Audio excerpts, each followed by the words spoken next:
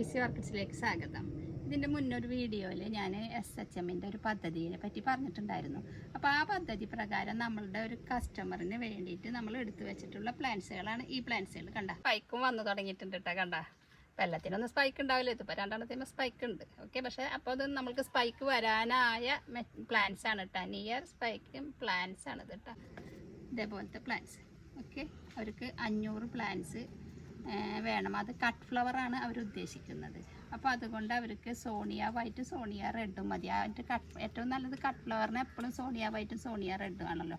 അപ്പോൾ അത് മതിയെന്ന് പറഞ്ഞു. അതിനു വേണ്ടി നമ്മൾ എടുത്തു വെച്ചിട്ടുള്ള പ്ലാന്റ്സുകളാണ് ഇത്.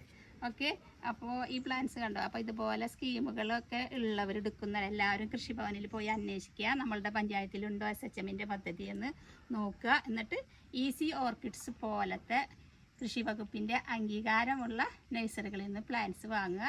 എന്നിട്ട് കട്ട് ഫ്ലവറായിട്ടും പിന്നെ നഴ്സറി ആയിട്ടും ഒക്കെ നമ്മൾക്ക് വളർത്തി നമുക്ക് ഒരു വരുമാനവും നമ്മളുടെ മുറ്റത്ത് പൂക്കൾ കാണുകയും ചെയ്യാം.